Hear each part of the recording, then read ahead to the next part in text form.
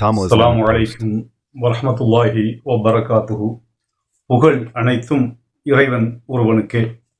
அன்பிற்கினிய இஸ்லாமிய சொந்தங்களே, இஸ்ரேல் அப்டேட்டுகளில் முக்கியமாக இந்த நாட்களில் இஸ்ரேலில் அமளிதுமளிகள் நடைபெற்று கொண்டிருக்கிறது.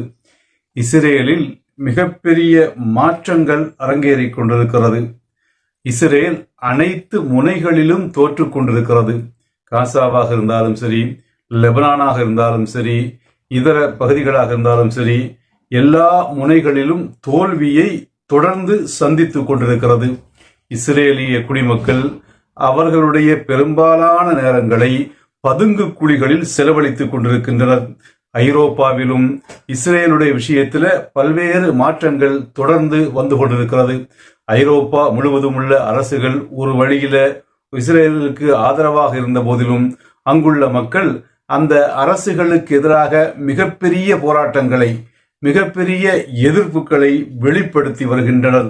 அது மாதிரி ஐரோப்பாவில் உண்டான பல நாடுகள் உலக நீதிமன்றத்தினுடைய தீர்ப்புக்கு பிறகு நெதன்யாகுவை கைது செய்ய வேண்டும், காலந்தை கைது செய்ய வேண்டும், இவ்விருவர்களும் போர்க்குற்றவாளிகள் என்ற உலக நீதிமன்றத்தின் தீர்ப்புக்கு பிறகு ஐரோப்பாவினுடைய பெரும்பாலான நாடுகள், அயர்லாந்தாக இருந்தாலும் சரி, ஹோலந்தாக இருந்தாலும் சரி, டென்மார்க்காக இருந்தாலும் சரி, இன்ன பல நாடுகளாக இருந்தாலும் சரி, இவர்களெல்லாம் நெதன்யாகுவை நாங்கள் கைது செய்வதற்கு தயாராக இருக்கிறோம், எங்களது மண்ணில் நெதன்யாகு நுழைந்தால் நிச்சயம் கைது செய்து உலக நீதிமன்றத்தினுடைய அந்த பிடியாணை உத்தரவை நாங்கள் நிறைவேற்றுவோம் என்று சொல்லக்கூடிய ஒரு நிலை தற்போது வந்திருக்கிறது. அது மாதிரி படை வீரர்கள் அந்த இஸ்ரேலுடைய தற்போது வெளிப்படையாக வந்திருக்கக்கூடிய பிடியாணை என்பது நெதன்யாகுவுக்கும் அவனுடைய பாதுகாப்பு அமைச்சராக இருந்த காலந்துக்கும் எதிராகத்தான். ஆனால் இஸ்ரேலுடைய பல இராணுவ தளபதிகள், இந்த இன அழிப்பில் முன்னின்ற இராணுவ தளபதிகள், இந்த இன அழிப்பை முன்னின்று அரங்கேற்றிய பல கொடிய இராணுவ தளபதிகள் அச்சத்தில் இருக்கிறார்கள். நம்மீதும் ரகசியமாக பிடியாணை இருக்குமோ, நம்மையும் பிடித்து செய்து ஜெயிலில் போட்டு விடுவார்களோ, நம்மையும் போர்க்குற்றவாளிகளாக மாற்றி விடுவார்களோ என்ற அச்சம் இஸ்ரேலுடைய பல இராணுவ தளபதிகளுக்கு இருப்பதாக இஸ்ரேலிய ஊடகங்கள் செய்திகளை வெளியிட்டுக் கொண்டிருக்கிறது. ஆக உலக நீதிமன்றத்தினுடைய அந்த தீர்ப்புக்கு பிறகு பல்வேறு மாற்றங்கள் தொடர்ந்து நடைபெற்று வருகிறது. அது மாதிரி ரஷ்ய அதிபர் உக்ரைனுடைய ஒரு இந்த ராணுவத்தினா இந்த கூட்டு இராணுவ தளத்தை ஒரு அதிநவீன ஏவுகணை மூலமாக அளித்திருக்கிறார். கிட்டத்தட்ட காற்றை விட 10 மடங்கு வேகத்தில் செல்லக்கூடிய அந்த ஏவுகணை, அது மாதிரி அணு ஆயுதங்களை எல்லாம் சுமந்து செல்லக்கூடிய ஆற்றலை பெற்றிருக்கக்கூடிய அந்த ஏவுகணையை கொண்டு உக்ரைனுடைய சில இராணுவ தளங்களை அழித்த பிறகு அமெரிக்கா அரண்டு போயிருக்கிறது, அமெரிக்கா மிரண்டு போயிருக்கிறது. மட்டுமில்லாமல் அந்த புட்டின் சொன்னாரு, நாங்க உக்ரைனை மட்டும் அழிக்க மாட்டோம், யார் யாருடைய ஆயுதங்களை பயன்படுத்தி உக்ரைனங்களை அழிக்கிறதோ அந்த அவங்களை எல்லாம் அழிப்போம். அப்ப அமெரிக்காவுடைய ஆயுதத்தை உக்ரைன் பயன்படுத்துகிறது, இப்ப அமெரிக்காவையே நேரடியாக தாக்குவோம் என்று சொன்ன பிறகு அமெரிக்கா செய்யறது உறைந்து போய் கிடக்கிறது, அதிர்ச்சியில் செய்கிறது, அதிர்ச்சியில் இருக்கிறது. காசாவுடைய போரின் பின்னணியில் இருப்பது பேருக்கு தான் இஸ்ரேல், ஆனால் அது பின்னணியில் உண்மையில் இருப்பதே அதுதான் அமெரிக்கா தான். அமெரிக்காவினுடைய ஆயுத உதவி, அமெரிக்காவுடைய பொருளாதார உதவி இல்லை என்றால் என்றோ இந்த இஸ்ரேலுடைய போர் முடிக்கப்பட்டிருக்கும், இஸ்ரேல் அடித்து விரட்டப்பட்டிருக்கும், இஸ்ரேலுக்கு தோல்வியை இந்த போராளிகள் என்றோ புகட்டி இருப்பார்கள். இன்று இஸ்ரேல் களத்தில் நிற்கிறது என்றால், போராளிகளை அழிக்கிறது என்றால், இன அழிப்பு செய்கிறது என்றால் அதனுடைய உண்மையான எதிரி என்பவன் யார்தான்? அமெரிக்கா தான்.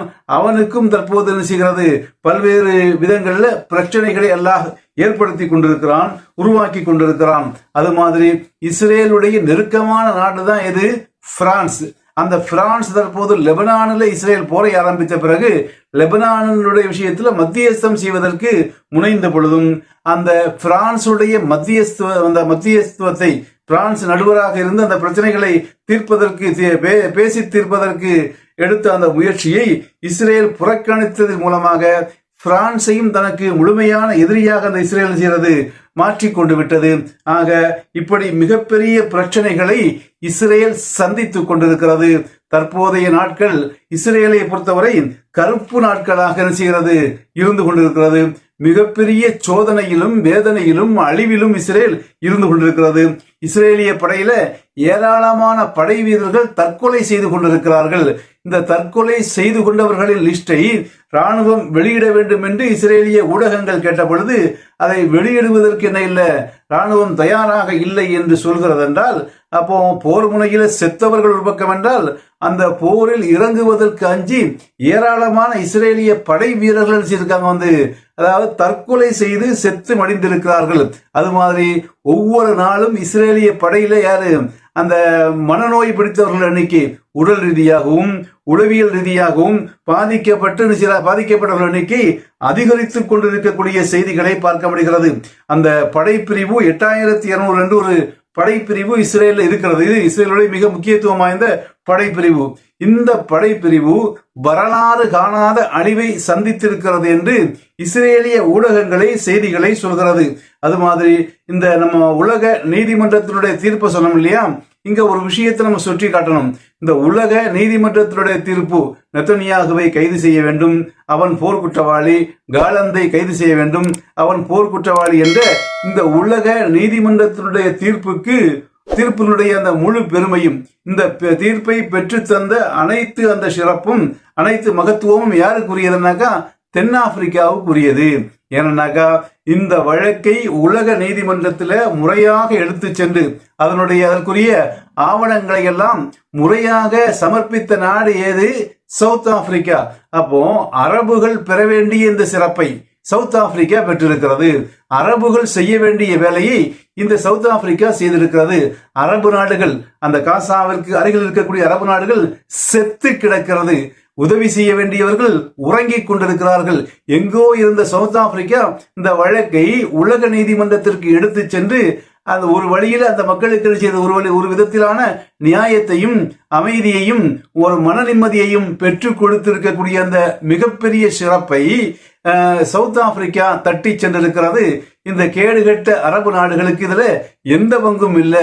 அவர்கள் வழக்கை தொடுத்த பிறகு சில அரபு நாடுகள் அதோடு செய்து இணைந்து கொண்டதை ஒழிய இந்த மகத்தான தீர்ப்பை பெற்றுக் கொடுத்த முழு சிறப்பையும் சவுத் ஆப்பிரிக்கா தட்டி செல்கிறது.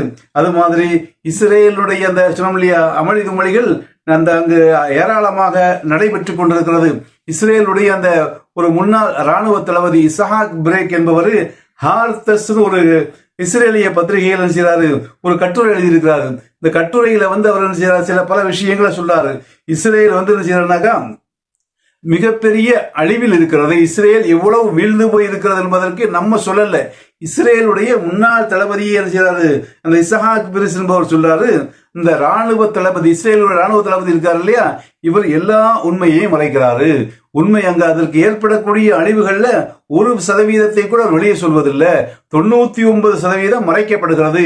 இப்படி மறைக்கப்படுவதனாலேயே அந்த ராணுவம் என்ன செய்யறது, மேலும் மேலும் அழிந்து கொண்டிருக்கிறது, மேலும் மேலும் அதனுடைய வீழ்ச்சியை நோக்கி சென்று கொண்டிருக்கிறது.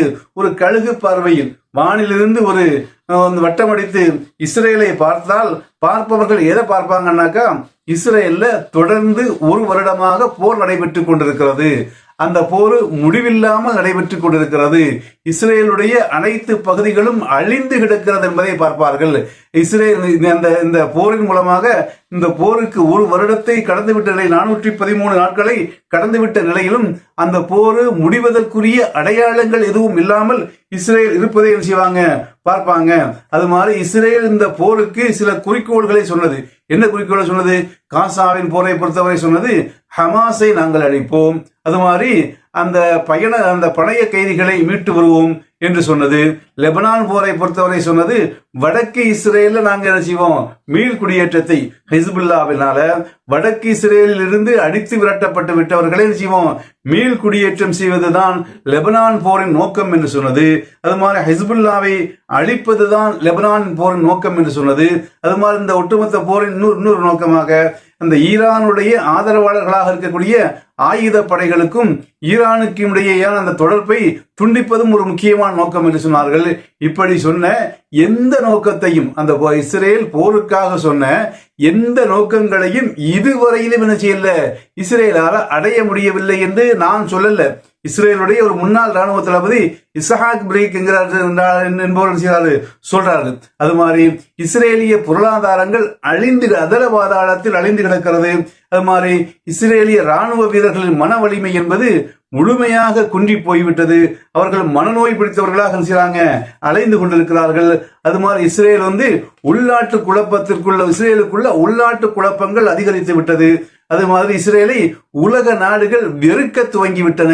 இஸ்ரேலை உலக நாடுகள் வெறுத்து ஒதுக்கி கொண்டிருக்கிறது. அது மாதிரி இஸ்ரேலிய தரைப்படை மிகப்பெரிய அளவில் அழிவை சந்தித்து அழிந்து கொண்டிருக்கிறது.